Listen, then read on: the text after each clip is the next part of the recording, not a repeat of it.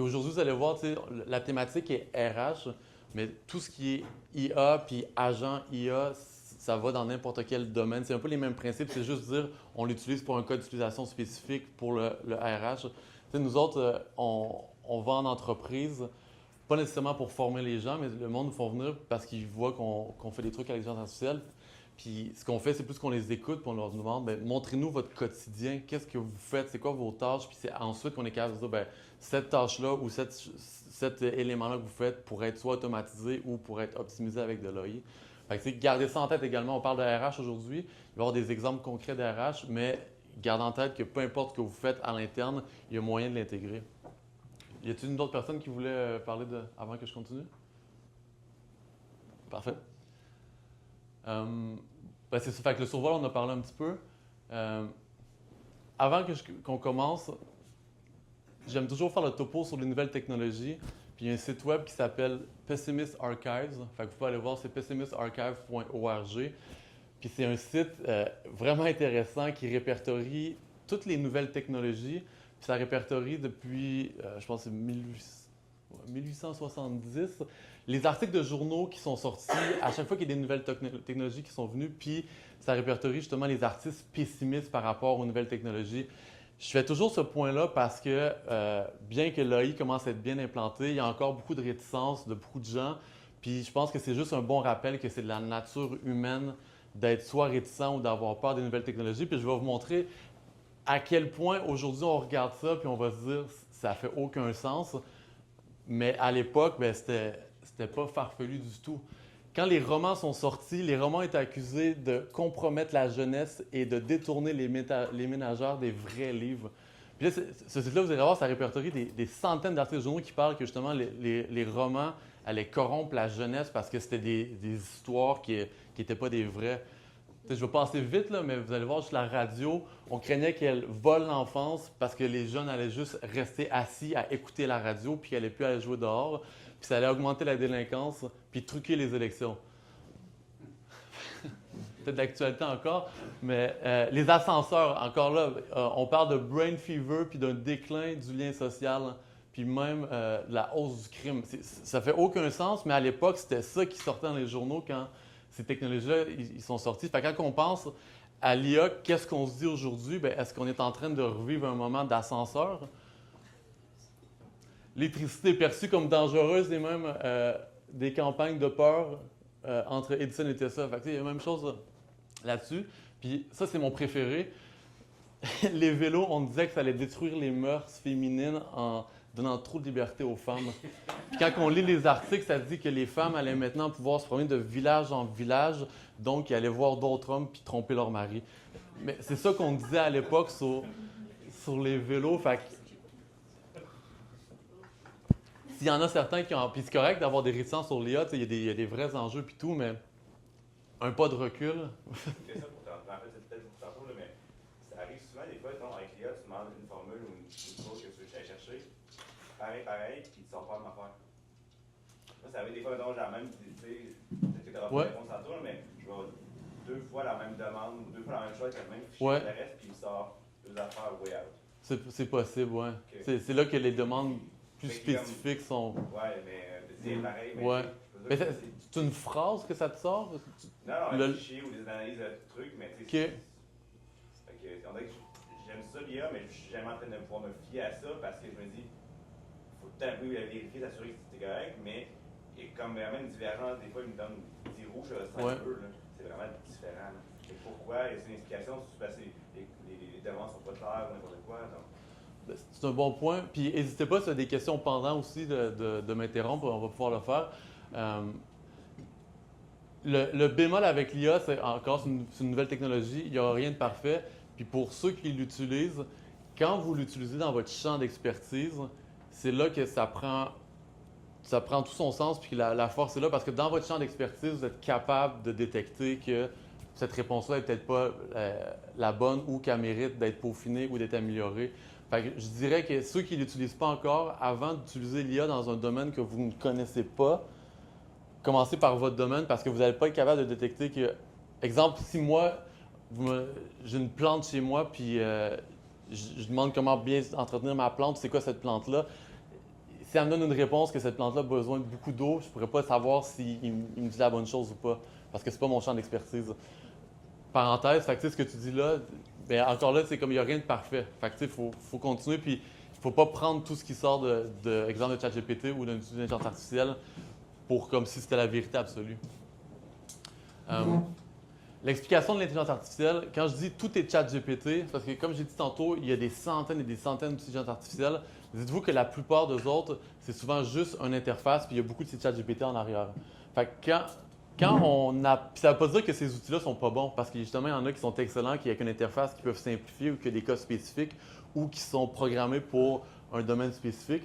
Je vous dis simplement ça parce que si vous comprenez comment utiliser ChatGPT, bien, vous pouvez faire une grande partie du travail sans nécessairement avoir utilisé ces outils-là. Puis aujourd'hui, la présentation, je vais vous montrer comment utiliser Chat, puis ensuite, on va voir comment pouvoir l'automatiser avec des agents qui vont le faire pour vous.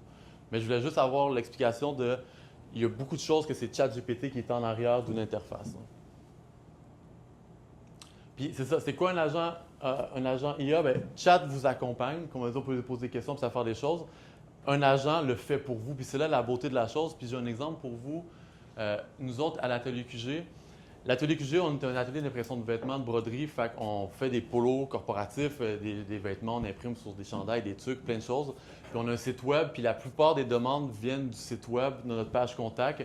Il y a un formulaire, puis les gens, à chaque jour, nous, avant l'IA, on rentre au travail, on regarde les courriels, puis c'est comme « Bonjour, j'aimerais ça savoir combien ça coûte pour faire 50 polos, c'est quoi les modèles disponibles, est-ce que vous faites de la broderie, c'est quoi les délais de production ?» C'est toujours ces demandes-là. Puis avant l'IA, il faut prendre le temps de regarder ce courriel-là. Il faut répondre à la question. Il veut des polos. On a des centaines de fournisseurs. Fait on peut envoyer le catalogue, on peut envoyer des possibilités, mais il nous a demandé telle chose. Fait que là, il faut prendre le temps d'aller tout chercher ces informations-là qu'on pose au courriel. C'est une tâche qui est répétitive. C'est une tâche qui prend du temps, qu'aujourd'hui, nous, on a automatisé avec l'IA. Puis ça, c'est un exemple de courriel. Puis, juste pour vous le dire courriel, mais je vais vous le mettre après. Ce qu'on a fait avec un agent AI, puis ça, c'est là que vous pouvez réfléchir à vous de comment vous pourriez intégrer ça dans vos tâches répétitives. On a pris un grand document qu'on a rempli, on appelle ça un knowledge base, je n'ai pas le mot en français, là, une base de données de tout. C'est un document qui explique de A à Z toutes les procédures de comment ça fonctionne, faire un chandail, faire des vêtements chez nous autres. C'est comme si on a fait un document qui explique à un employé, bien, voici comment ça fonctionne, voici la procédure, voici les délais, voici notre inventaire, voici les possibilités, voici tous les modèles de chandail qu'on a, voici un tableau Excel avec tous les prix de chacun de nos chandails selon les quantités, voici les tarifs si vous n'avez pas un logo, si on fait en faire un. C'est un énorme document qu'on a pris le temps de faire, puis ça va être un des points de la présentation. De plus vous avez de la documentation sur vos processus, plus l'IA va être capable de vous aider. Fait que ce document-là, il est ultra complet, ça explique tout. Fait que maintenant, quand quelqu'un fait la demande via le site, bien, nous, avec un agent AI, on l'a connecté à notre courriel, ce qui fait que la demande rentre, puis 2 minutes après, on a un brouillon qui est composé selon la demande de la personne. Fait qu'au lieu de prendre le temps, fait quelqu'un qui dit « Moi, je veux 50 polos, puis je veux 2 t-shirts, puis si c'est possible d'avoir une casquette aussi pour juste une autre personne », bien, ça va aller chercher dans notre base de données de l'IA. Ça veut dire, OK, bon, tu veux 50 polos, bien, voici les possibilités des polos. Ça peut te coûter tant, dépendamment du modèle que tu prends. Pour faire de la broderie, il y a un frais de mise en place de X, puis ça fait carrément la réponse que nous, on y aurait faite, mais en brouillon. Ce qui fait que quand on arrive le matin, bien, au lieu d'avoir à composer ça, on regarde nos brouillons, puis là, c'est un exemple qui est ici. Puis nous, on l'a nommé Ali parce qu'il fallait lui donner un nom. Bien, nous, on le sait quand c'est Ali qui répond. Mais encore là, c'est pas... c'est un brouillon qui n'est pas envoyé automatiquement. Fait que nous, ça nous permet d'avoir un contrôle sur ce qui est écrit. Puis on fait juste regarder, OK, est-ce que c'est la bonne chose, ça. Des fois, je dirais qu'à 95 % ce courriel est bon, on envoie. Fait que nous autres, depuis peut-être 1 an et demi, toutes ces demandes initiales-là, qui, je dirais, répondre à ce courriel-là, c'est peut-être un 15 minutes par courriel que ça prenait pour aller chercher la bonne information, parce qu'on a, tu sais, ces modèles de chandail-là, on a peut-être 150 là, juste pour des t-shirts. Fait que selon la demande, il fallait leur proposer. Fait que c'est long d'aller chercher le prix. Ce 15 minutes-là, maintenant, prend 30 secondes à juste valider le courriel puis à être envoyé. Ça, c'est un agent IA. Mais en arrière, ce qu'il compose, puis là, ça a l'air compliqué, mais ce n'est pas du tout. C'est ChatGPT qui compose le courriel, qui va chercher dans la base de données de toute l'information, puis qui est connecté avec notre courriel. Puis ça, comme je dis, ça se fait. Tu sais, je suis très bon avec la technologie, mais n'importe qui est capable de programmer ça. Tu sais, c'est quelques clics que vous connectez, soit avec. Tu sais, nous autres, on utilise Google pour nos emails. Si vous utilisez Microsoft, ça se fait pareil. Fait que ce genre de choses-là se fait, puis on sauve du temps, puis c'est un agent qui le fait pour nous autres qui compose le courriel. Fait que, je ne sais pas s'il y en a déjà que ça allume sur des tâches qui sont répétitives que vous pourriez faire. Puis si on parle juste, je vais vous montrer tantôt, mais de RH, on serait capable de connecter un agent comme ça qui détecte que vous avez reçu un CV, qui lit le CV selon vos critères de votre offre d'emploi, selon les critères que vous avez dit de, exemple, un candidat de 1 sur 10, dépendamment de son CV, on serait capable de dire, bien, lui, il n'a pas les qualifications, il n'a pas l'éducation qu'on a besoin, il n'a pas l'expérience, fait que c'est un 2 sur 10. Compose un courriel qui dit merci de ta demande, mais pour l'instant, ça ne répond pas à nos critères. Puis ça vous fait un brouillon, puis vous l'envoyez. Vous n'avez même pas besoin de lire son CV, ça va le faire. Dépendamment après ça, si c'est un 5 à. Peu importe les barèmes que vous utilisez, mettons un 5 à 7 sur 10, parfait, il a l'air intéressant, mais il y a certains éléments que selon ce que vous avez déterminé qui est important, ce serait bon de valider. Merci Michel pour ton CV. On est intéressé, mais est-ce que tu pourrais nous fournir plus d'informations sur ton expérience que tu as faite à dans ton ancien job pour voir si ça valide? Ça vous fait un brouillon puis ça l'envoie. Fait que, il y a beaucoup de choses de RH qui peuvent être faites comme ça. Fait que là, je lance des idées, mais dites-vous que ça peut être plein d'éléments comme ça qui soient faits. Fait que, je ne sais pas s'il y en a d'autres que ça vous allume ou pas. C'est des idées. J'ai une petite question. Oui. Pour vrai, c'est super intéressant. Évidemment, c'est le genre d'affaire que c'est intelligent de faire de manière autonome. Est-ce que ça se connecte sur des bases de données externes, mettons comme Indeed ou… Oui, ça se connecte à énormément de choses. Puis c'est ça, la force d'un agent de ce style-là dépend vraiment justement de vos bases de données puis de l'information que vous lui donnez. Justement, si on veut faire analyser des CV qui rentrent automatiquement, il faut que cet agent-là sache qu'est-ce qui est important pour vous autres. T'sais, parce que sinon, il sera pas il va voir un CV puis il va dire il est-tu bon, il est-tu pas bon? C'est la même chose. Puis, gros de la présentation et sur des choses comme ça. Puis je vais donner un autre exemple. On a un client qui s'appelle Upside Drinks. C'est une compagnie de Montréal, mais c'est le plus gros magasin en ligne au Canada de sans-alcool. Fait qu'ils revendent peut-être 1000 ou 2000 types de sans-alcool différents. Fait que des bières, des vins, des mocktails. Ils ont un énorme inventaire. Eux autres, au quotidien, pas leur job, une grosse partie de leur job, c'est ils reçoivent des courriels, ils reçoivent des demandes. Oui, tel vin que vous avez, ça goûte-tu un peu comme cela? C'est la première fois que je fais du sans-alcool. Avez-vous quelque chose à me recommander? Puis là, ils ont comme 1000-2000 produits qu'il faut qu'ils répondent. Ce qui est intégré sur le site maintenant, c'est un genre d'agent comme ça qui est connecté à tout leur inventaire. Puis tout leur inventaire, ils ont toute la description de chacun des produits de telle compagnie de bière sans alcool qui dit que cette bière-là, elle goûte comme telle chose.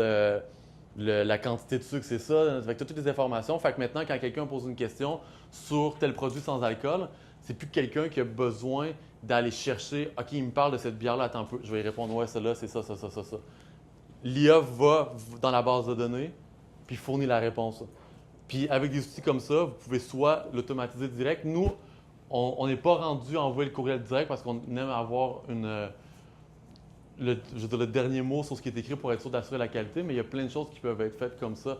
Tu sais, si on pense, j'en parlais tantôt, mais toutes les questions RH, la paye, les vacances, les avantages sociaux, comment ça fonctionne, tout ça, c'est documenté en quelque part. Hein. Vos assurances collectives. Fait que quand quelqu'un a une question sur comment ça fonctionne, exemple ma paye, comment ça fonctionne les vacances, j'ai-tu telle assurance, ces données-là pourraient être fournies, puis un agent IA pourrait être connecté soit sur votre site, soit par courriel, peu importe.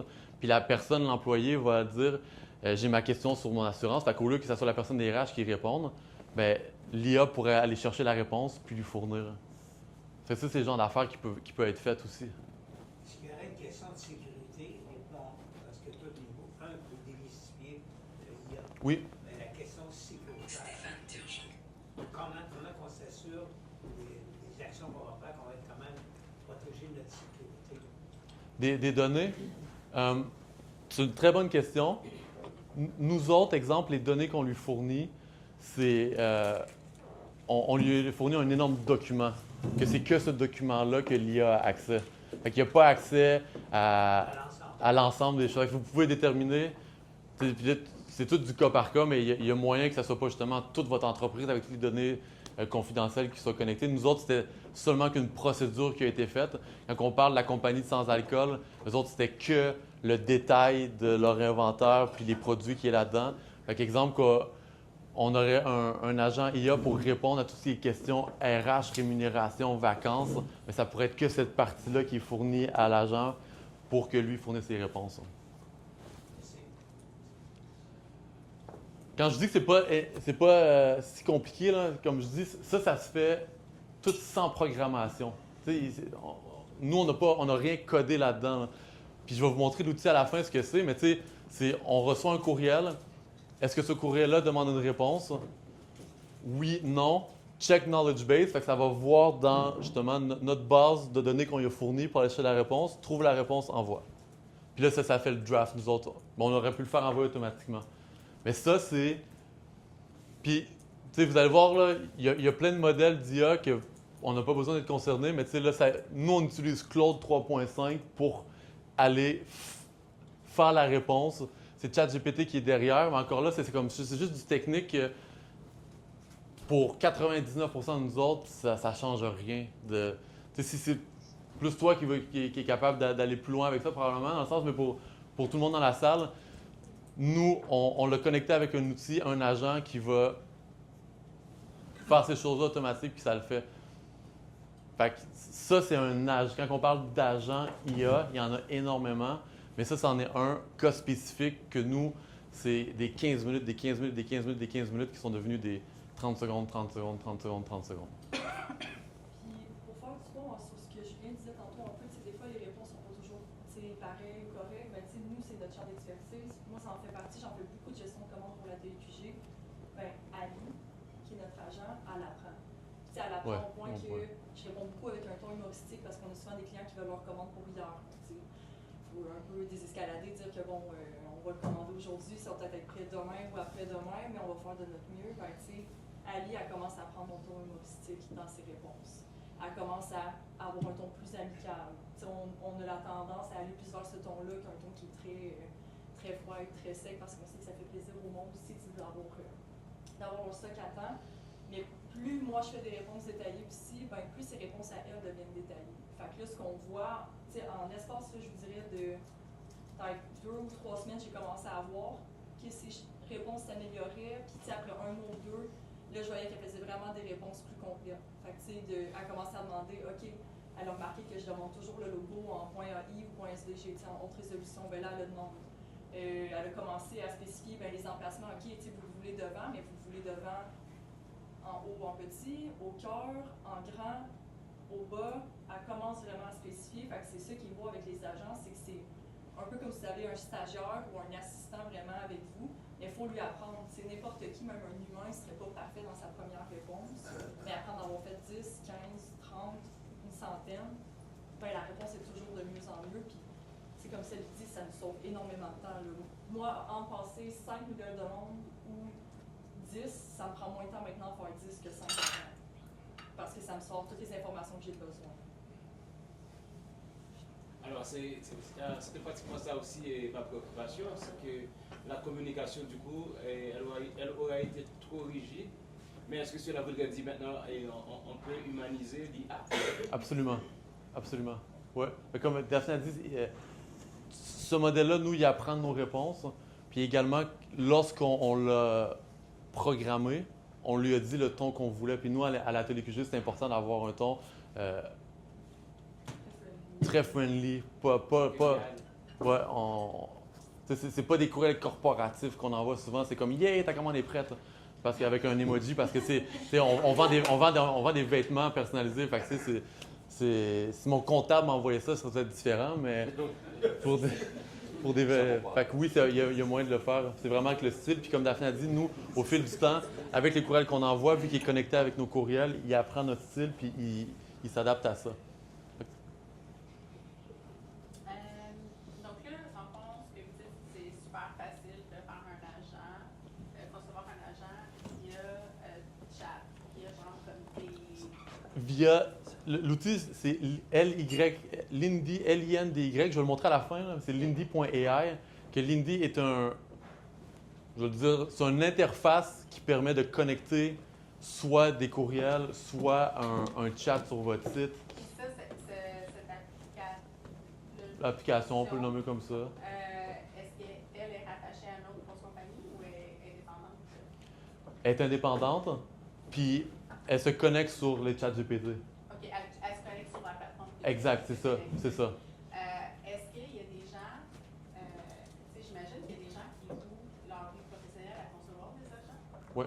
Fait que, tu sais, c'est quoi la différence entre toi qui répertorie des processus, puis qui les intègre, puis qui fait un agent qui est vraiment custom Ouais. à tes processus versus un agent que tu achètes? Je sais que c'est plus loué. Ouais, ben c'est une bonne question. Tu sais, nous, on développe pas des agents custom, comme tu dis. Puis, c'est pas notre champ d'expertise. Mais comme je disais tantôt, nous autres, Mais un peu. j'imagine qu'il y a des gens qui font que des agents Absolument. spécialisés dans certains domaines d'affaires pour en ressources humaines. Absolument. Sauf que tu sais, justement, vu que je peux pas comme parler tant d'eux autres parce que c'est pas ça qu'on fait, mais en tant qu'entreprise qui les intègre, je vois pas où est-ce que nous, on pourrait aller plus loin que des choses comme ça. Parce que oui, certainement, il y a certainement que ces compagnies-là sont capables d'y aller. C'est ça, exact. Puis je te dirais que nous, pour faire 95% de la job de ce qu'on essaie d'automatiser, un outil comme Lindy qui va créer un agent va le faire. Peut-être que justement tu sais, présentement, on est on est en train de regarder un projet touristique pour avoir un chat qui va répondre aux activités à faire. Que quelqu'un va dans une ville et dit je suis une petite famille avec des enfants de tel âge, puis on va aller passer un week-end dans telle ville. C'est quoi les choses à faire? Ça, qui est quand même une énorme job, ça se fait très bien avec un outil comme ça, versus. Puis c'est peut-être vous autres qui allez plus dans des agents custom que vous allez quand même plus les bâtir, que eux autres pourraient plus répondre. Puis ils ont absolument leur utilité. Moi, je vais pas là, fait que je peux pas tant en parler. Mais prochaine conférence, peut-être, c'est sûr.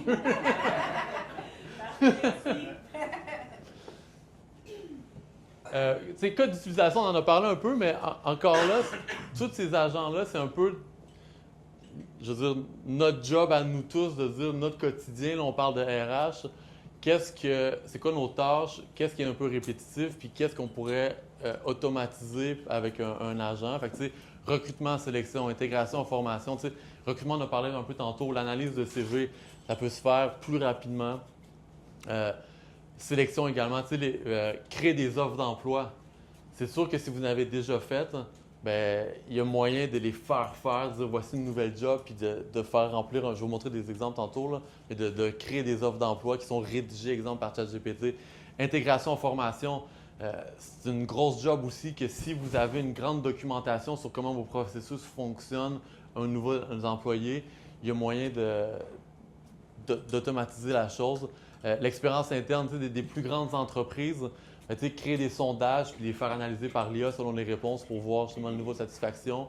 Avantages sociaux, rémunération, on a parlé. Moi, je crois que ça, c'est un gros morceau, qu'il y a quelqu'un à l'interne que c'est sa job de répondre à énormément de ces questions-là sur la rémunération, avantages sociaux, qui pourraient être faites en partie un peu comme nous, on répond à nos premières demandes de clients qui veulent des chandails.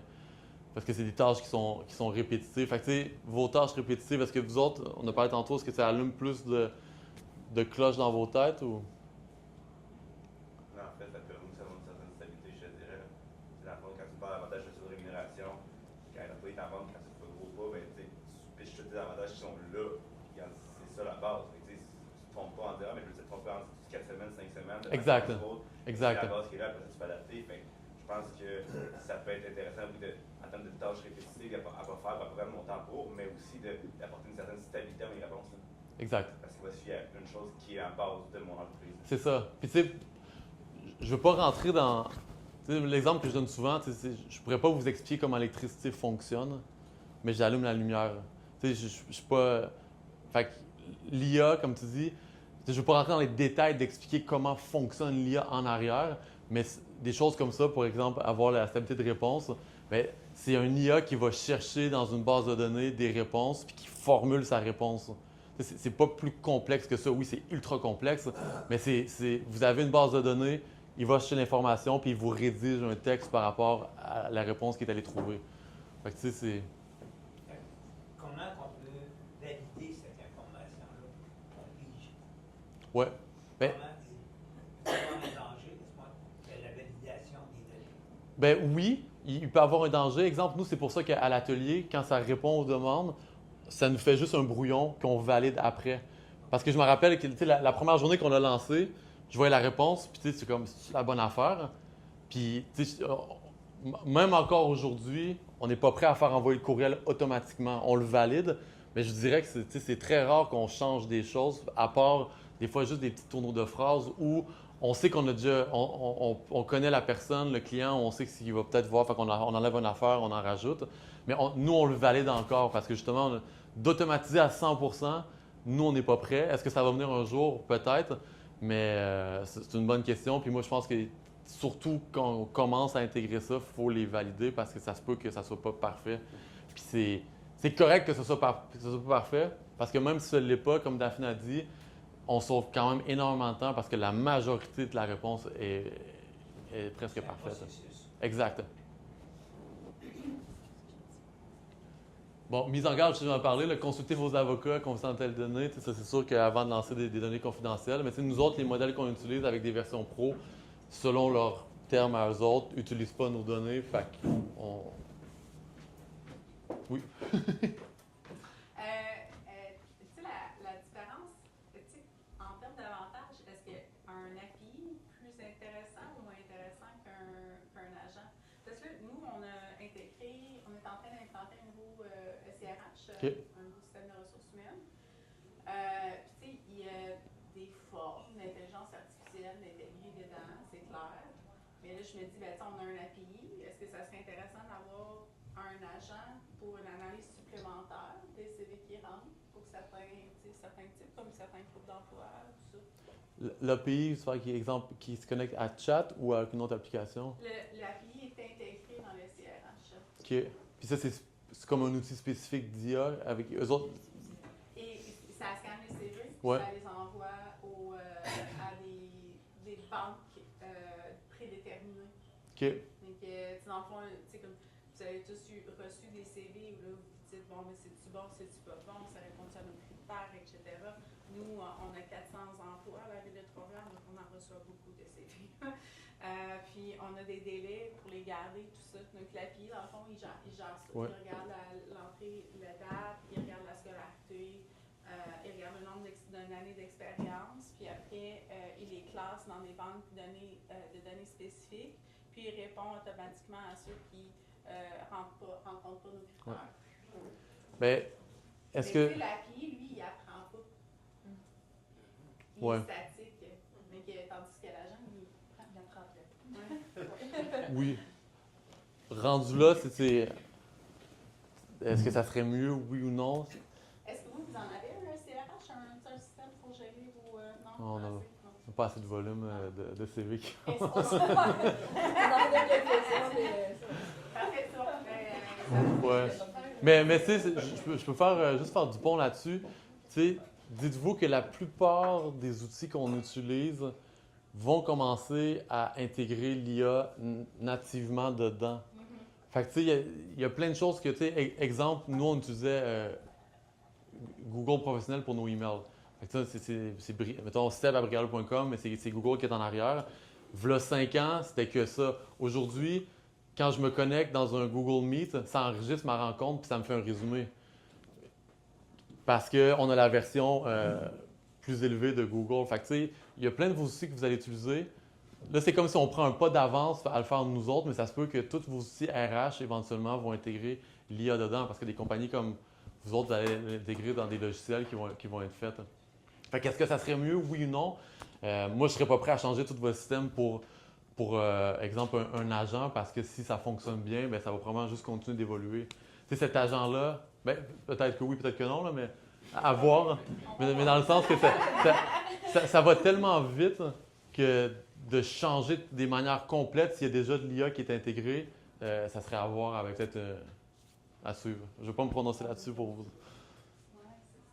Mais c'est toute une gestion de changement. Quand même. Exact, absolument. Oui. C'est pour ça que je vous en avoue que cette gestion de changement-là, tu sais, v'là, je veux dire, peut-être un an, mettons, Google n'enregistrait pas nos rencontres. Fait que j'avais pas le résumé. Fait qu'on utilisait un outil qui s'appelait Supernormal, qui rentrait dans la rencontre, puis qui enregistrait la rencontre, le Google Meet, puis qui faisait un résumé, puis qui l'envoyait à tout le monde. J'étais comme, waouh, c'est donc bien fou. Ça. Puis le monde qui rentrait dans la rencontre avec nous autres, était comme, c'est quoi Supernormal, ça? Puis là, il l'utilisait. Puis maintenant, ben, on l'utilise plus parce que Google le fait. Fait qu'il y a une gestion de changement, mais la majorité des grands outils qu'on utilise, comme exemple, si vos courriels sont avec Microsoft, ben, ils ont déjà les outils, Copilot est là, fait que ça va s'en venir de plus en plus. Fait que oui, les outils, peut-être que ça va vous allumer une lumière de dire on pourrait en intégrer un agent, on pourrait l'amener, mais je pense que la plus grande chose qu'on doit retenir de ça, c'est que l'IA est inévitable. Il faut juste garder l'esprit ouvert parce que ça va faire partie de votre quotidien, que vous le vouliez ou non. Dans le fond, il faut savoir les dangers de l'IA. Dans le fond, il y a Ouais. beaucoup d'avantages. Les dangers pour l'emploi, un.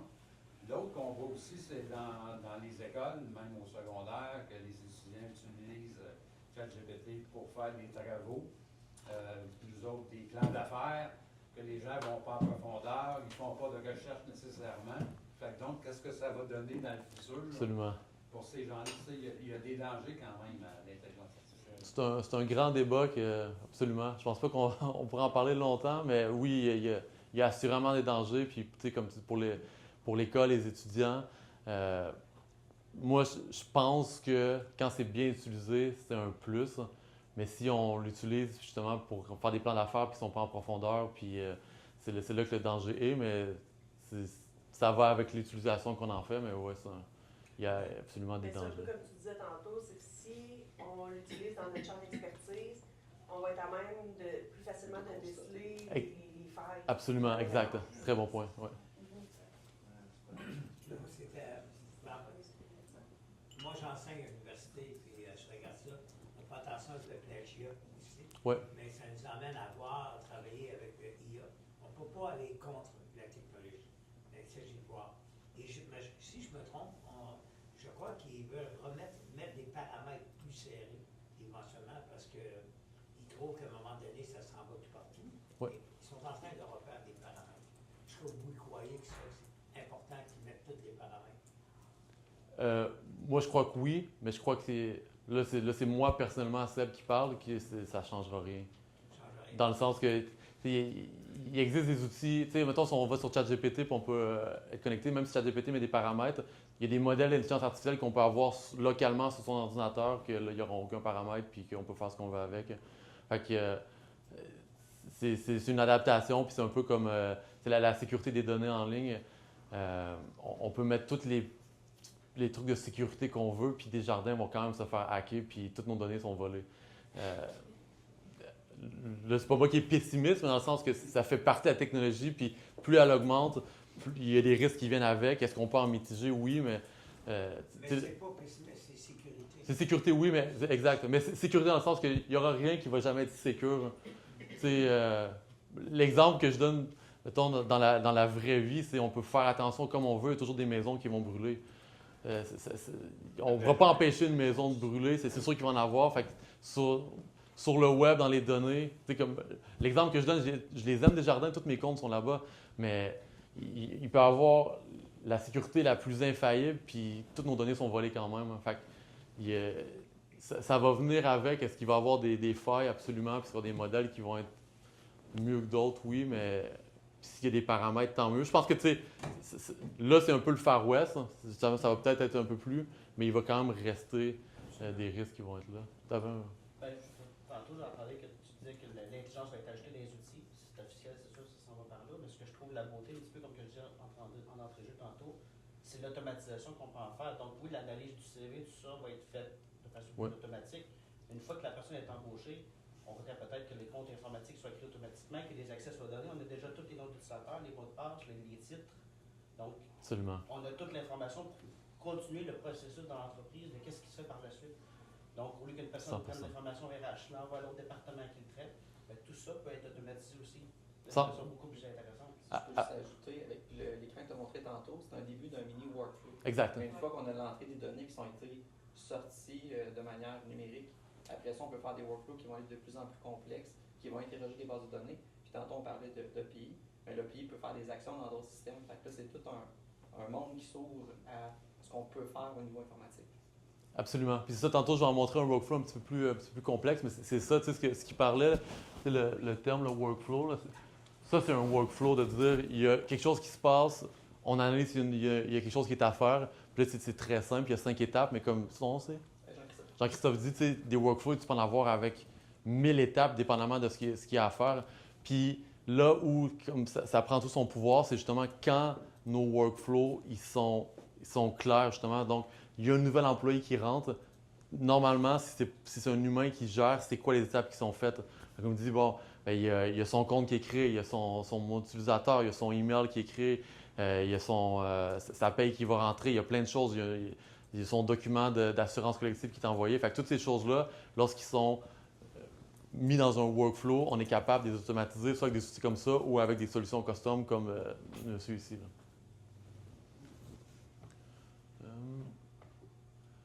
Analyse de CV. Bon. Comme je disais tantôt, on commence avec chat, parce que si on comprend chat, après ça, on est capable d'aller plus loin. Mais si, comme je dis, il y en a ici qui n'utilisent pas encore ChatGPT, bien, c'est la première étape à se faire une tête de comment l'IA peut rentrer. Puis, quand on regardait la liste des invités, aujourd'hui, ben, on a vu que Géomatique était là, fait qu'on s'est dit on va prendre un de vos CV pour, pour dire OK, on a un technicien en arpentage qui est là, voici, ça c'est l'offre d'emploi, les exigences. Puis, fait que ça, c'est les exigences de l'offre d'emploi. Puis, on s'est fait un faux CV. Dire Maxime Lavoie qui avait à Trois-Rivières, ça c'est son CV, son expérience professionnelle, ses compétences, ses qualités qui rentreraient. Puis on se dit si, OK, ça rentre, puis là on le fait pas avec un agent, mais on le fait manuellement avec Chat. On demande à Chat quelque chose comme le contexte. Puis ça, parenthèse, mais là on parle un petit peu plus de ChatGPT, de comment l'utiliser. Plus votre demande dans ChatGPT est précise, plus vous allez avoir une réponse qui va être précise également. Fait que si on fait juste dire « analyse-moi ce CV-là », il va l'analyser, mais il n'y a aucun critère. Fait que là, tu sais, contexte. Tu es un assistant RH professionnel qui travaille pour Géomatique. Ta mission est d'aider à l'analyse et la gestion des candidatures.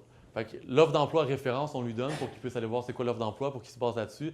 Ta tâche, j'ai reçu un CV, analyse et produit un rapport complet avec les étapes suivantes. Fait que l'analyse. Identifie les points forts du profil.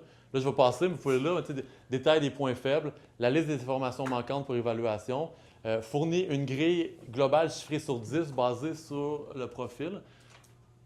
Puis là, la génération du courriel. Selon la note obtenue, rédige un courriel selon les règles suivantes. Fait que note de 6 ou plus, courriel de présélection. Remercie le candidat, mentionne que son profil retient notre attention, pose des questions nécessaires pour combler les informations manquantes, demande les disponibilités pour l'entrevue. Puis là, ton professionnel positif humain. Note de 4 et 5, courriel de suivi, remercie le candidat pour son intérêt, mentionne qu'on aimerait obtenir certaines informations pour aller plus loin, pose uniquement les questions manquantes pour compléter l'évaluation, ton courtois, neutre et ouvert, puis note de 3 et moins, remercie le candidat pour sa candidature, explique brièvement que son profil ne correspond pas, puis mentionne qu'on conserve sa candidature pour des offres futures, ton respectueux, bienveillant, professionnel. Ça, c'est le genre de demande qu'on pourrait demander à Chat pour analyser un CV. Puis, format de la réponse attendue, présente le résultat final futur, l'analyse du CV, texte complet, note globale sur 10, courriel suggéré. Fait que là, avec l'offre d'emploi qu'on a faite, le faux CV qu'on a inventé, on a un courriel pour Maxime. Ça, c'est les points forts, c'est l'analyse. Fait que ça permet d'analyser la chose. Puis ensuite, les points faibles, les informations manquantes, ça nous les a données. Ça, c'est la réponse de Chat, dans le fond, là, qui nous a sorti. Puis la note globale, 7 sur 10. Puis ça, c'est le courriel. Fait que bonjour Maxime, merci d'avoir postulé. Fait que là, on a ça pose d'autres questions. Puis on a un brouillon d'un courriel qu'on pourrait utiliser. Ça, c'est la. Je veux dire, c'est drôle à dire, mais c'est la version old school dans le temps, dépassée, qu'on fait manuellement avec l'intelligence artificielle. Parce que cette chose-là pourrait être faite automatiquement avec un agent IA. Mais cette méthode-là, qui est, je veux dire, dépassée, pas pantoute, mais c'est drôle à dire, c'est dépassé,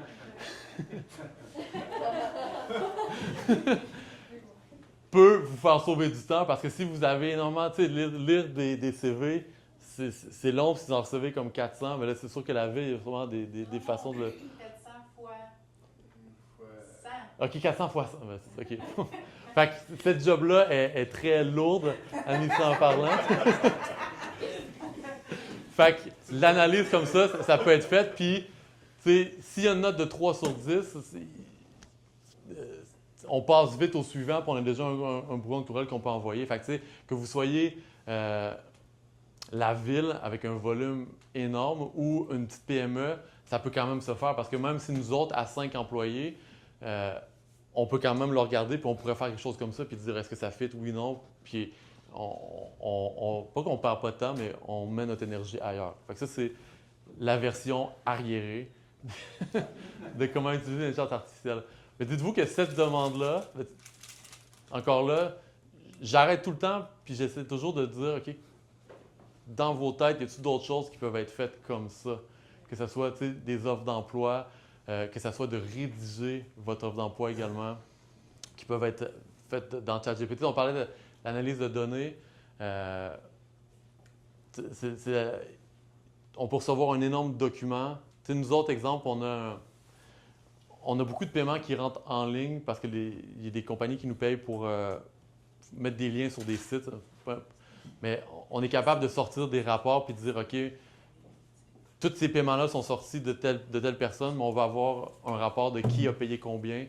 On peut faire sortir un CSV de notre payment processor puis dire, dis-nous qui a payé combien, puis là, on est avoir un tableau. Mais ça, au lieu de le faire manuellement, on prend un document qu'on shoot dans l'IA, puis ça nous le structure super bien, puis ça dit. Il y a énormément de choses qui peuvent être faites. Si je comprends bien, est-ce qu'on pourrait pousser encore, comme vous dites, avoir comme sa feuille de route, directement savoir, voilà, au lieu de ressources humaines, et comment on peut mettre ces évaluations, est-ce qu'on peut aller jusque-là, directement? Oui. Le rendement, tout en même temps complet. Évaluer son rendement. Absolument. Puis ça, tu sais, avec des solutions custom comme les deux messieurs ici, on est capable d'y aller. Puis je vais vous montrer un workflow qu'on peut aller encore plus loin aussi, mais absolument, tu sais, il y a moyen de tout rentrer votre structure, l'infrastructure à l'interne, de le donner à une IA pour qu'il la comprenne. Puis après ça, avec là, ça a l'air complexe, mais peut-être des API pour que ça se connecte à un système, à un autre, que ça se parle, puis que ça fasse les choses automatiquement. Puis, on parle beaucoup de ça. Dites-vous qu'il y a énormément de IA qui est entremêlée avec de l'automatisation aussi. Parce que de créer un compte, exemple utilisateur, c'est pas de l'IA, c'est de l'automation, puis c'est parfait. Mais exemple, ça, c'est de l'IA qui analyse, mais qui va répondre, comme le workflow qu'on a vu tantôt, c'est un mix d'une tâche automatisée avec de l'IA en arrière. Puis moi, je crois que là, on sort du sujet, mais que toutes nous autres, en tant qu'entreprise, on devrait regarder qu'est-ce qu'on peut également automatiser. Parce que ça, c'est. Il y a plein de choses qu'on peut automatiser qui sont des tâches qui ne sont pas de l'IA derrière, mais qui font sauver du temps également, qui est un peu dans le même principe que ça. J'ai peut-être un cas qui m'a interpellé la semaine dernière. J'ai postulé sur un poste et sur un emploi, et puis moins de 24 heures, j'ai eu ma réponse. J'imagine que c'est ChatGPT qui m'a envoyé une très belle réponse. Profil adapté, etc. Vous êtes convié à une interview. Et l'interview était en temps réel. Dans un premier temps, j'ai hésité parce que je me suis dit, mais une interview aussi rapide. Et puis là, quand j'ai cliqué, c'était comme un agent IA qui me faisait l'interview en temps réel avec vidéo. Okay. Donc à chaque réponse que je donnais, selon l'élément de réponse, la prochaine réponse était générée directement à partir de la première. Donc du coup, j'ai passé plus de 30 minutes à faire l'interview. Mais après, je me suis dit, est-ce que je me suis fait avoir? Mais j'ai compris que c'était un agent IA. Bon, j'ai pas encore Fort probablement, oui. Puis ta réaction face à ça, est-ce que t'aimais ça, t'aimais pas ça? Non, au départ, j'ai hésité, j'ai fermé, mais après, j'ai reçu un message pour dire oui, il faut passer à la prochaine étape. Bon, je l'ai faite, mais ça va un petit peu. Je me suis dit finalement, est-ce que. Ouais. Ton nom, c'est? Jean-Max. Jean-Max, ok. Merci, Jean-Max. Ça aussi, c'est un bon point. Merci du partage. T'sais, nous autres, on essaye que la réponse de Ali n'ait pas l'air de l'IA aussi. Parce que je pense que moi, je parle personnellement.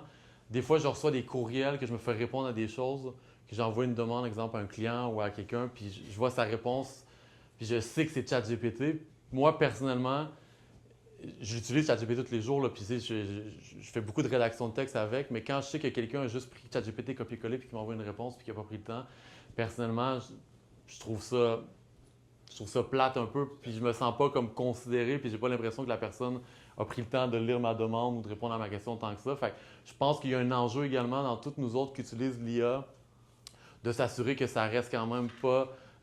qu'il y a un côté humain qui reste derrière, puis qu'on ne se détache pas complètement parce que... Je ne sais pas où est-ce que tu as appliqué, mais exemple, si c'est à la ville, peut-être qu'éventuellement... Non, c'est ça. Mais je veux dire, une entité comme une ville qui reçoive tellement de CV qu'éventuellement, ils n'auront pas le choix d'automatiser des choses.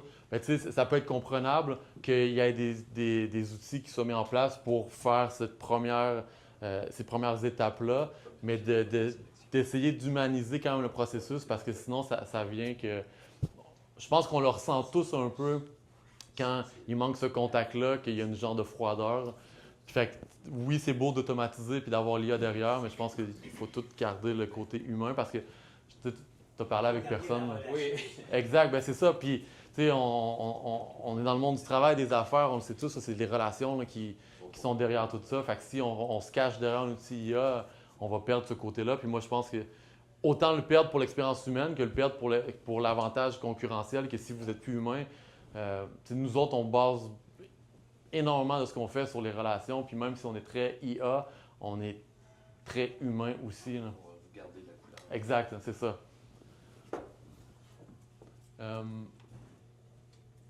La limite des agents IA dépend de la qualité de vos données. Ça, on en a parlé tantôt. Vous devez le vivre. Essayez d'automatiser des processus dans des compagnies. Essayez de bâtir des agents IA dépend de votre structure et à quel point vos processus sont détaillés. Si on veut avoir un agent IA qui répond à toutes les questions sur les RH, sur la paye, bien, ça prend cette information-là qui existe en quelque part, qui est bien structurée pour qu'un agent IA puisse s'y référer. Fait que tant que vos processus ne sont pas bien faits ou ne sont pas bien documentés, l'agent IA ne sera jamais aussi performant qu'il peut l'être. Ça, je suis revenu en arrière.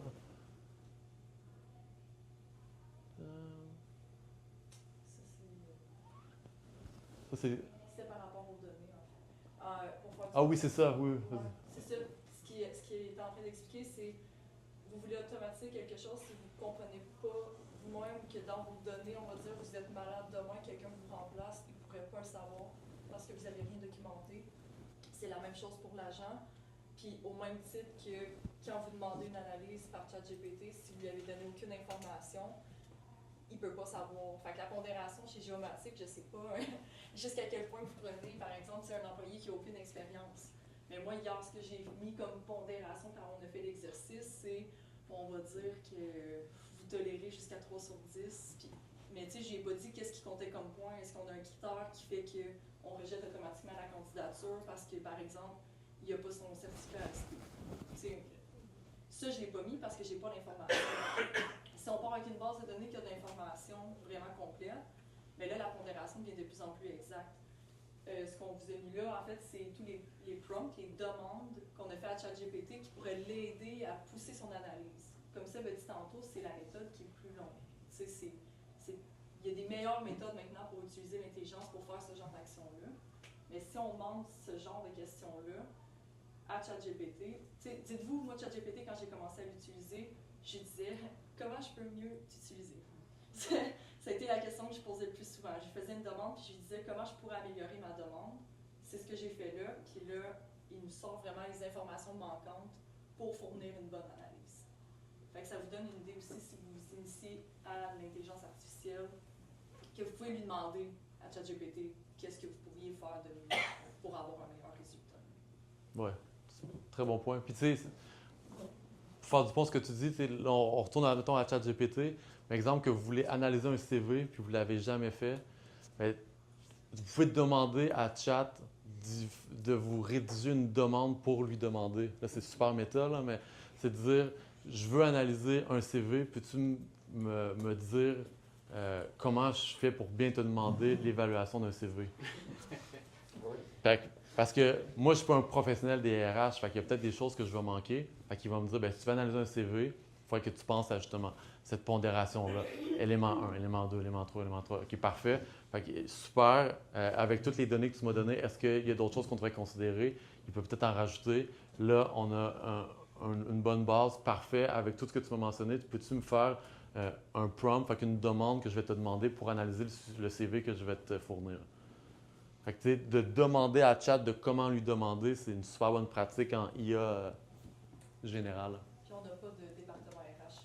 Fait que vous en avez un, ils savent comment analyser un CV. Nous, on n'a pas de département.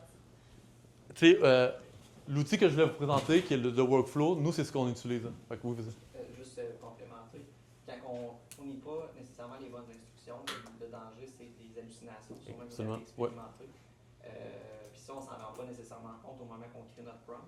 Puis après ça, en regardant justement pourquoi il y a un man in the middle pour approuver des demandes avant des courriels, il peut se mettre à répondre n'importe quoi, mais ça a l'air réel.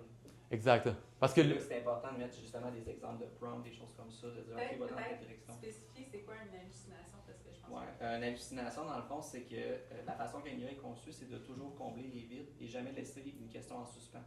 Fait que ce qui va se produire, c'est qu'exemple que tu parles que je vends du miel, mais si tu lui as pas dit que tu étais une entreprise spécifiquement qui vend du miel, mais il va dire, bon, ben, mes processus d'affaires sont les suivants.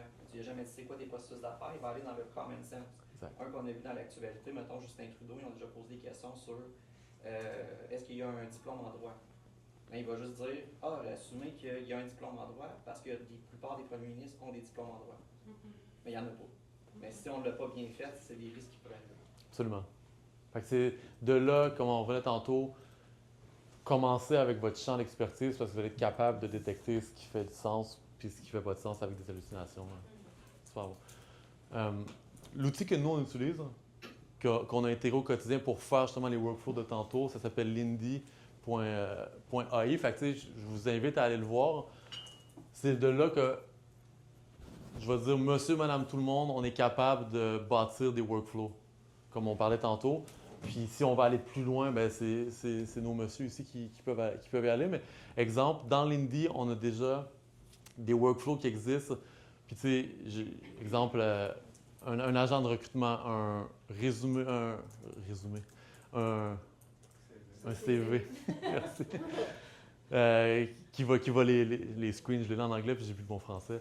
Le knowledge base, fait que questions RH Pay, fait que c'est tous des workflows qui existent, qui sont déjà comme préfaites, qui sont hyper intéressants à aller explorer. Fait que, si vous voulez commencer à jouer avec, puis comme je dis, pas besoin d'avoir des grandes compétences techniques pour aller jouer avec un outil comme Lindy. On en voit un exemple ici. Ça, c'est, exemple, des questions sur le RH. Ça pourrait être aussi simple qu'il y a un message qui est reçu, puis là, ça a été fait avec Slack, qui est une application de messagerie interne, mais ça pourrait être avec n'importe quoi par courriel également. Fait qu'un des employés pose une question sur les RH. Ça voit s'il y a besoin de réponse, oui. Ça va voir dans toute la base de données qu'il a fournie sur la rémunération, la paie, les avantages sociaux. Puis ça trouve la réponse, puis ça lui envoie la réponse. Ça, c'est tout ce que ça prend pour créer, par exemple, une première version d'un outil qui répondrait à vos questions de RH, d'un employé qui pourrait être fait, ouais. La donnée que tu lui as fournie, c'est un fichier que tu mets dans l'application, donc le web, puis si tu le modifies, il faut que tu ailles le remplacer, ou il va voir sur ton ordi? Il va se modifier direct. Exemple, nous autres, vu qu'on utilise Google, ben c'est dans un Google Drive. Fait que c'est carrément, mettons pour l'atelier, notre liste de prix, c'est un fichier Google Sheet, fait qu'un genre d'Excel. Quand on le met à jour, ça le fait direct. Fait que même si on changerait une procédure, dans la procédure, elle, c'est un Google Doc, fait que c'est un Word, c'est des textes. Fait que si on change la procédure, on change là, ça le change automatique. Parce que dans le cloud, Exact. c'est sur un serveur Exact. interne, c'est impossible. Non, c'est ça, faut. Sur le cloud avant. Exact. Donc, juste ajouter dans le fond, là, c'est là qu'il y a les intelligences artificielles, mais locales. Ils peuvent avoir des modèles qui sont utilisés 100% offline. Puis là, on peut justement y donner accès à toutes tes données qui sont sur un serveur local avec des sécurités locales. Fait que ça, c'est un autre type de version qui existe, qui est différente, mais qui revient au même principe que ceux qui sont dans le cloud. Fait que ça ressemble à ça. Quand je dis que c'est pas compliqué, c'est d'automatiser certaines choses, ça peut être aussi simple que ça. Encore là, c'est juste une question d'avoir les processus qui sont bien documentés, puis de trouver un code d'utilisation. Puis il y en a beaucoup de codes d'utilisation, mais c'est plus vous autres dans votre quotidien. T'sais, nous autres, l'atelier, c'est l'exemple parfait, mais il y a plein de choses qu'on fait encore manuellement, mais qu'au fil du temps, plus on vit le quotidien, puis on fait comme, OK, ça aussi, éventuellement, pourrait être fait de façon automatique comme ça. Un autre workflow un petit peu plus complexe, on parlait tantôt des workflows, ben, ça peut être super, super large, mais celui-là, c'est un workflow qui analyse les courriels qui rentrent avec un CV. Fait que c'est connecté au email, puis il y a un message qui est reçu. Est-ce qu'il y a un... Là, je vais aller plus simple, mais tu sais, le courriel est reçu. Est-ce qu'il y a un résumé qui est attaché en pièce jointe? Si oui, ça va chercher vos job description de vous autres, puis ça l'analyse, puis ça envoie la réponse qu'on a faite tantôt. Fait que ça, c'est le workflow plus moderne que la version arriérée que je vous ai montré tantôt de IA, mais qui va faire la même chose. Il y a un CV qui rentre, ça détecte que vous avez un CV dans le courriel, ça l'analyse, ça y fait le barème selon votre analyse, votre grille d'analyse de vous autres, puis ça va fournir une réponse. Candidat intéressant, candidat pas intéressant, candidat qu'on va en savoir plus. Ça fournit un brouillon, puis après ça, vous pouvez le regarder puis envoyer la réponse. Genre de workflow un petit peu plus complexe. Hein. Si tu es connecté à tes courriels, si tu maintenant tu as créé une adresse qui est sur un CV, parce que je voudrais pas que l'IA analyse chacun de mes courriels. Oui, bien ça c'est dans les permissions, le mot en anglais encore, le permission, tu peux dire qu'est-ce que tu veux qu'il y ait accès à. Mais encore là, si c'est des données ultra confidentielles, c'est là qu'il va y avoir des solutions locales qui ne sont pas connectées, qui vont être plus intéressantes et plus sécuritaires. J'ai une autre question, parce que peut-être qu'on l'a répondu tantôt, mais l'information, comme vous dites, on le rend, on le personnalise à nous, mais ça reste quand même dans IA. Est-ce que IA peut l'utiliser dans d'autres choses? Pose une question. Oui, c'est une bonne question. Selon ChatGPT, avec la version payante, non, il n'utilise pas mes données. Mais est-ce qu'il le fait? Je ne sais pas. Google et Facebook ont vendu nos données à tout le monde et ils n'étaient pas censés le faire. Fait que, c'est un autre débat, mais je pense que c'est la réalité de la technologie moderne. Mais selon leurs termes et conditions, ils ne sont pas censés l'utiliser avec la version qui est payante. OK. Bon. C'était tour de table, question, on en fait encore, mais si vous en avez, mais j'espère que pour vous, ça a été utile ou que ça vous a peut-être éclairé un peu, peut-être plus de questions qu'autre chose. Mais c'est notre utilisation de comment nous, on utilise l'intelligence artificielle pour automatiser certaines tâches qu'on fait puis qu'il va en avoir de plus en plus. Vas-y, Julien. ChatGPT Pro, plus ou normal, les différences? Normal, en fait, il y a vraiment une grosse différence entre le Pro et le Plus, dans le sens qu'il y a une énorme gap de prix, on s'entend? Oui. Vous autres, vous utilisez le Pro? Le plus. Le Plus? La version à 30$ par mois, OK. environ, ouais. Puis tu peux faire toutes tes open. En fait, tu es agent avec ça toute la Oui, absolument, absolument. OK, c'est pas tu vas pas dans le Non. OK. Exact. Moi, la seule chose que je vous dirais de ne pas faire, c'est de prendre la version gratuite parce que celle-là utilise vos données. Non, exact. OK. C'est- Avec le Pro, tu peux. Mais avec la version de base payante, là, celle à 30$ par mois, ChatGPT n'utilise pas vos données. La version Pro, on n'en va pas pour nous autres l'utilité de payer, c'est 200$ par mois, là, mais pour notre utilisation, nous autres, ça ne le fait pas. Puis tout ce que je vous ai montré là se fait sans cette version à 200$ par mois. Là. Oui? Moi, ressources humaines, mais le marketing, qu'est-ce que vous utilisez avec lui pour votre marketing? Tout. C'est large comme question. Ouais, c'est large.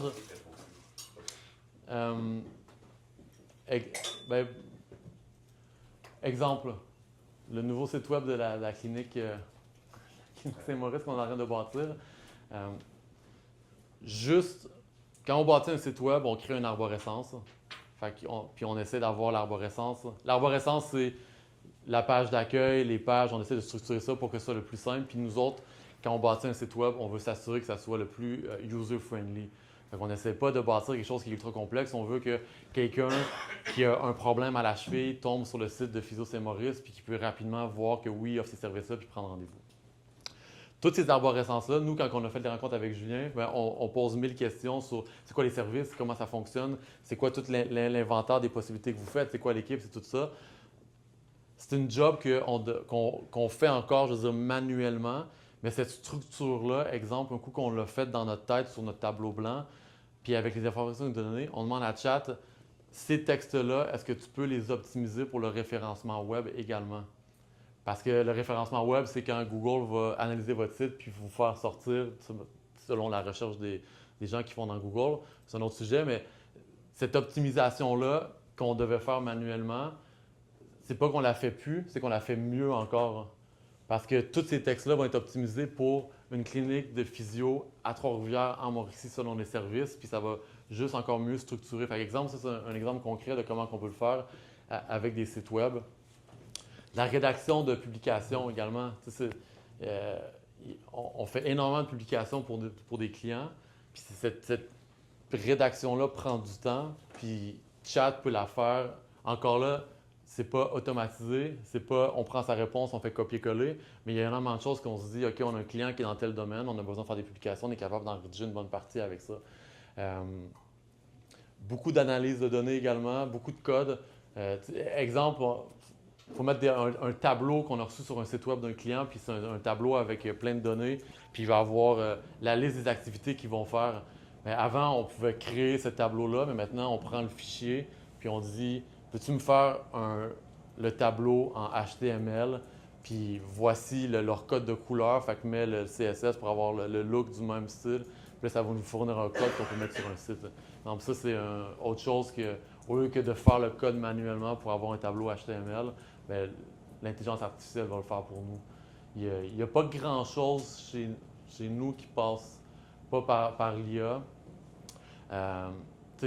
Encore là, quand on va dans son champ d'expertise, on est capable d'aller plus loin. Albert qui est ici, qui est la personne la plus technique dans notre équipe de loin, fait de la programmation. On a beaucoup de boutiques en ligne pour des clients. Il y a beaucoup de choses qu'on doit faire. Puis vient le temps qu'on doit avoir souvent des solutions plus custom pour avoir des choses. Bien, Albert, exemple, récemment, on a intégré un inventaire automobile sur le site d'un client. Fait que c'est énormément de données de peut-être 500 voitures avec tous des kilométrages, des années, des prix, des photos. Bien, ça, on sait comment le faire. Albert peut le faire manuellement, cette chose-là. Il aurait pu coder ça. Puis il en a codé une partie, mais il a demandé à l'IA de dire « Peux-tu me faire la base de cette chose-là? » D'avoir une partie du code. Albert ajoute sa touche personnelle, peaufine, c'est fait. Fait qu'une tâche qui prenait beaucoup plus de temps parce qu'il avait été faite de A à Z, maintenant, il y a une partie qui est faite par l'IA.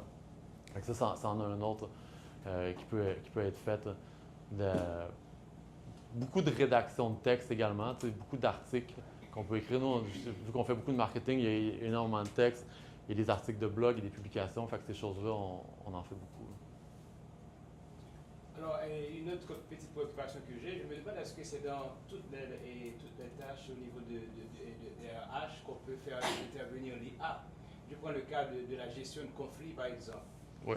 La gestion de conflits qui peut opposer peut-être employé, aux rigidités syndicales, etc. Est-ce que même à ce niveau-là, est-ce que c'est beaucoup plus côté humain ou bien même à ce niveau-là aussi on peut faire intervenir l'IA? Vite comme ça, ma réponse à ça serait le côté humain qui devrait intervenir. Là. Parce que moi, si j'ai un conflit à l'interne avec quelqu'un, ça ne me tente pas de parler avec un IA pour essayer de régler ça ou un médiateur entre les deux qui est un IA qui canalise nos réponses. Là. Fait que, moi, je crois que là, on va un peu plus loin, mais il y a tellement de technologies qui s'en vient qu'il va y avoir un retour du côté humain de plus en plus parce qu'il y a tellement de choses qui ne le seront plus. Exact. En gestion de vente, on parle beaucoup qu'on a un CRM, un Customer Ouais. Relationship, on pense à la GRC, Ouais. la gestion de relations clients. Comment, avec qu'est-ce que vous faites comme travail, est-ce qu'on peut savoir vraiment, mettons, en GRH, est-ce qu'on va donner le maximum ou quoi? Gestion de vente, on sait qu'est-ce qu'on a vendu au client, Ouais. quelle portion, le marché. Mais vous, les ressources humaines, comment on peut l'éclater à ce moment-là? L'information, est-ce qu'on est dans un segment précis ou il y a des segments qu'on va développer, mettons, des spécialités ou de la segmentation au niveau du personnel? Est-ce que c'est ce programme? Oui, tout ce programme, puis encore là, ma spécialité n'étant pas le RH, j'ai peut-être pas la vision de qu'est-ce qui pourrait être fait directement dans le RH, mais quelqu'un qui c'est sa job au quotidien pourrait certainement voir quelque chose. Fait, comme vous avez dit, tu sais, nous, on est plus dans le marketing puis dans la vente. Fait que, tu sais, on est en train de tester un outil là, qui analyse tous nos clients, qu'est-ce qu'on leur a fait, c'est quand la dernière communication, puis qui pourrait dire, exemple à l'atelier, ça fait 6 mois qu'on n'a pas parlé à ce client-là, on pourrait se lancer, hey, est-ce que tu veux faire un restock de ta commande, exemple. C'est comme un CRM, en fait. Comme un CRM, mais oui, c'est un CRM avec de l'IA dedans, puis des workflows qui fait que ça. Je le teste, là, fait que c'est pas. Mais un peu comme ça me fait un brouillon de la réponse à la demande du client, ça pourrait me faire un brouillon de dire que toi, ça fait 1 an que tu as fait ta commande pour tes chandails de ta clinique. Fait que ça serait le temps de te relancer, puis ça me fait le brouillon de dire hey Julien, est-ce que tu as besoin de nouveaux polos pour tes employés? Exemple. Fait que ça, moi, je le vois dans mon champ d'expertise. Spécifiquement RH, vu que je ne suis pas un spécialiste des RH, il y a sûrement plein de choses que je ne vois pas, que vous, à l'interne, avec la ville qui, avec leur 1 million de CV, pourraient être capable de plus voir qu'est-ce qui pourrait être fait. Ben, tu sais, juste pour transposer, on a un de nos clients qui voulait qu'on fasse des publications pour les anniversaires de ses employés. Ben, tu sais, les anniversaires de tout le monde, je sais pas pour vous, là, mais je me lève pas le matin en disant, oui, c'est vrai, c'est la fête du mécano de notre client. Ben, tu sais, c'est des choses qui s'automatisent. Fait que, tu sais, RH, période de probation. OK, la période de probation de cette personne-là va se terminer dans d'ici 2 semaines, il faut avoir reçu tel document. Ben, c'est des choses qui s'intègrent, qui s'automatisent.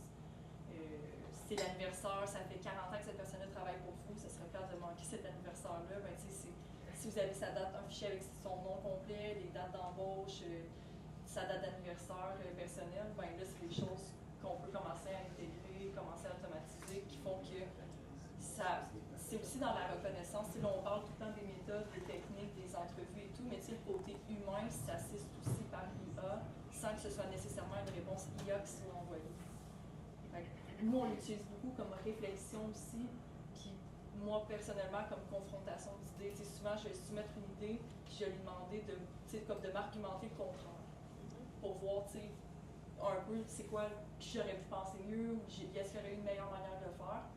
Fait que dans la médiation de conflit, par exemple, ben, si vous n'avez pas nécessairement eu une formation là-dedans, parce que vous êtes dans une petite PME, vous n'avez pas nécessairement un diplôme en ressources humaines, une formation de pédagogie de médiation, ben, vous pouvez quand même demander à l'IA de vous assister pour vous préparer à cette rencontre-là, à quoi je peux m'attendre, qu'est-ce que je pourrais répondre. Les questions sont pas nécessaires, les réponses ou les questions qu'ils vont vous donner ne seront pas nécessairement parfaites, comme si vous aviez eu quelqu'un de RH qui vous aurait formé, mais ça va vous aider quand même à vous préparer et à vous faire une tête sur un sujet. Fait que comme il disait, l'IA n'aime pas le vide, donc combler.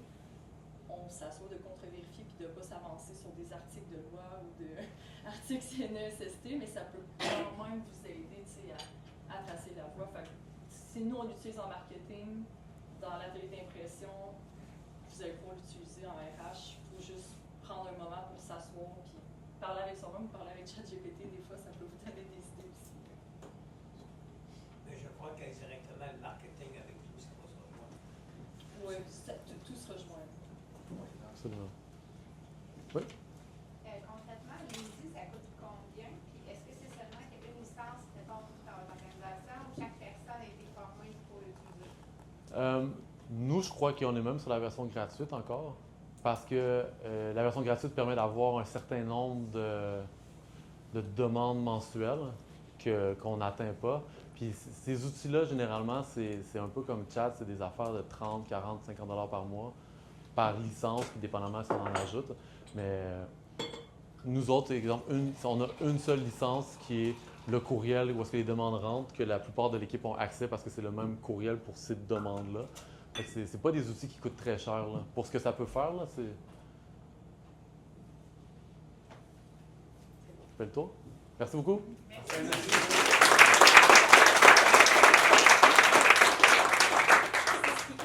Notre premier déjeuner conférence. Donc, merci beaucoup Sébastien pour la qualité de ta présentation. Merci aux membres de son équipe aussi d'avoir été là. Merci à tout le monde. Oui, l'IA peut nous aider à façonner la façon dont on recrute, mais je pense que ça demeure à nous et surtout à vous, comme professionnels RH, de lui donner un sens avec humanité et responsabilité. Avant de partir, je vous invite à compléter le sondage de participation pour poser un appel découvert. Et aussi, je vous rappelle qu'on a 3 autres déjeuners conférences sur le thème des ressources humaines à venir. Pour vous en souvenir, si vous voulez photographier les petits visuels au centre des tables, ce serait une manière pour vous d'annoter les dates à vos agendas. Je vous souhaite une excellente journée. Merci et à très bientôt.